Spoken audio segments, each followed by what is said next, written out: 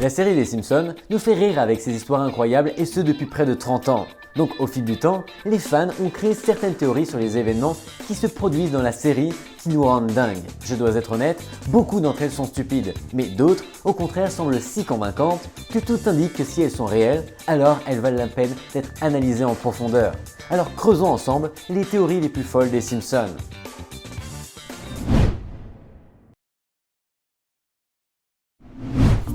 Nous avons tous vu la série et il est de plus en plus clair que les histoires se sont éloignées de la réalité pour aller vers le domaine de l'absurde à certains moments. Mais pourquoi selon vous?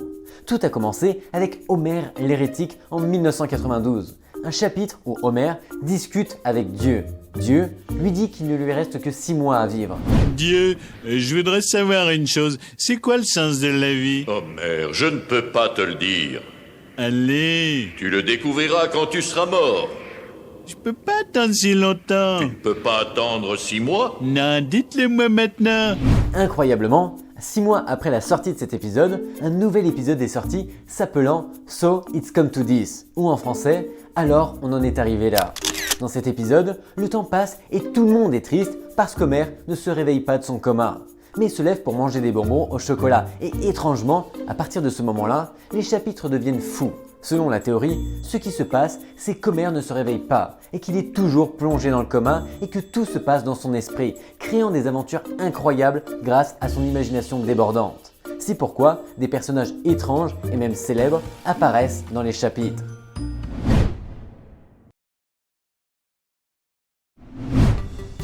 La famille Simpson est pleine de génies déguisés. Même si Homer peut avoir l'air un peu ridicule, grand-père Abraham était particulièrement impressionnant dans sa prime jeunesse. Étant un sergent Simpson très doué et prenant presque le dessus sur le petit Allemand à la célèbre moustache de Charlie Chaplin, seulement en moins drôle. Il l'a presque eu à 2 reprises. Aucun autre personnage de la série n'aurait pu réaliser de tels exploits. Voici Homer. C'est un génie avec un crayon de couleur logé en permanence dans son cerveau. Mais ne vous y trompez pas, sans le crayon, il serait un génie encore plus extraordinaire. Ne le sous-estimez donc jamais, quel que soit l'objet coincé dans sa tête. Après que la brillante Marge a ébloui les universités par son intelligence, elle a été considérée comme l'une des meilleures étudiantes. Son intelligence dépassait de loin tout ce que l'on pouvait imaginer, à tel point qu'elle aurait pu devenir présidente des États-Unis si elle ne s'était pas mariée avec Homer. Continuons avec Bart, qui bien qu'il ait l'air stupide, est en fait très intelligent, mais il ne l'avoue pas et le nie à chaque fois qu'il le peut, parce qu'il ne veut pas de pression, il veut juste une vie de liberté. Mais lorsqu'il a vraiment besoin de son intelligence, il la montre. Pour certains, il est même plus intelligent que Lisa.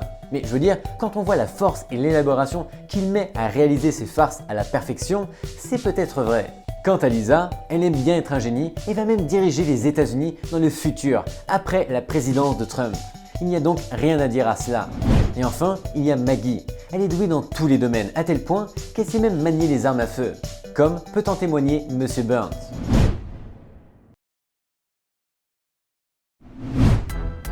Aujourd'hui, Maud Flanders n'apparaît plus dans la série puisqu'elle est morte à cause d'Homer. C'est pourquoi nous n'avons pas pu voir la croissance et l'évolution de ce personnage, même si la réalité est que, de son vivant, elle était très différente de tous les membres de la famille Flanders, car elle n'était pas aussi dévouée ou tendre que son mari et ses enfants. C'est pourquoi, selon une théorie, Maud Flanders est en réalité une sociopathe, qui n'a aucune empathie pour les autres et n'éprouve aucun remords pour les actions qu'elle fait ou ne fait pas.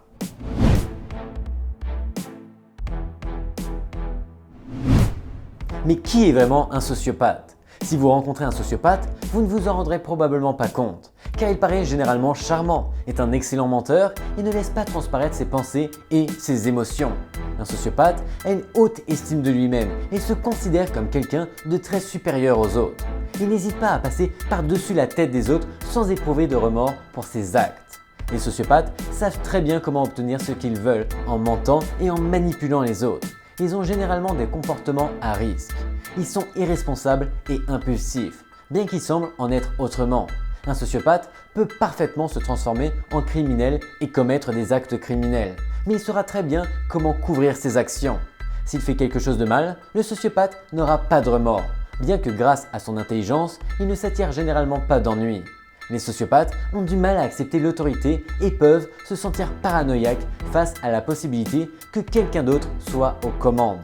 Maud Flanders est donc une sociopathe, car elle en a toutes les caractéristiques. Par exemple, lorsque Marge devient chef d'entreprise, c'est Maud qui suggère au groupe d'amis de discuter et n'éprouve aucun remords à confronter Marge et à le mettre hors d'état de nuire. Ni pendant toute la série, ni pendant qu'elle était encore en vie, elle n'a semblé ressentir de l'amour pour son mari. On ne l'a jamais vue lui dédier des gestes d'affection. En plus, elle a toujours été observée comme étant froide et calculatrice. Il semble qu'elle ait été mariée à Ned plus par commodité que par amour, et pas seulement ça, puisqu'il y a plusieurs occasions où il semble qu'elle veuille sa mort. Par exemple, dans un épisode, Ned est attaqué par un ours et elle ne fait absolument rien pour le sauver. Certains croient que si elle n'était pas morte par la cause de Homer, elle aurait fini par tuer Ned Flanders. Oui, vous avez bien entendu, cela semble assez fou, mais pour prouver cette théorie, c'est fait. Dans un épisode, nous voyons qu'elle revient comme une âne en peine, ce qui signifie qu'elle n'est pas au paradis, mais en enfer. Et dans un autre épisode, nous voyons comment elle est devenue la femme sensuelle et perverse du diable. Dans le même moment, nous décidons que le diable envoie Dieu, disant ainsi qu'il est l'être le plus puissant de la série. Donc si Maud est la femme du diable et qu'elle le manipule, eh bien oui, Maud Flanders finit par être la plus perverse de la série. Incroyable.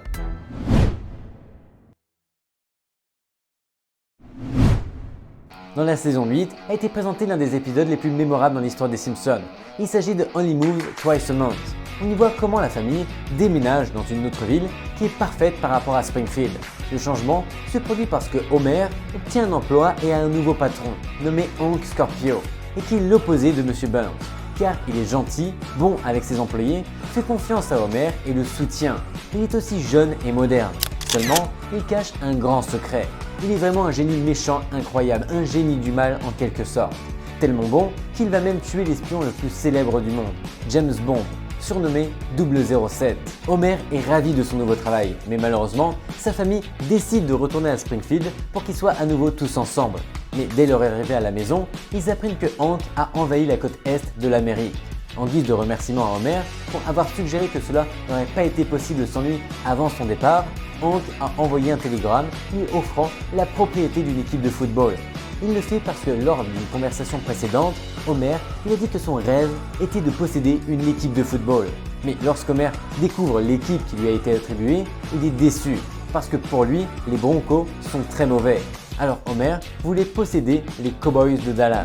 Selon la théorie de ce chapitre, la famille Simpson mène une vie sans les conflits économiques que l'on a pu observer dans les épisodes précédents. Cela peut être attribué au fait qu'ils sont propriétaires des Broncos, qui valent la somme incroyable potentiellement de 2,4 milliards de dollars. Avec une telle fortune, Homer ne se préoccupe pas des questions d'argent et a connu des carrières variées. Star de la musique, acteur de voix dans les dessins animés et même astronaute. Ainsi que son emploi de patron à la centrale nucléaire qui est très bien rémunéré. Grâce à sa stabilité financière, Homer est en mesure de mener une vie agréable pour lui et sa famille, sans craindre d'être confronté à des difficultés financières. Et vous, connaissez-vous d'autres belles théories sur les Simpsons? Avez-vous des théories spécifiques sur les Simpsons qui valent la peine d'être développées?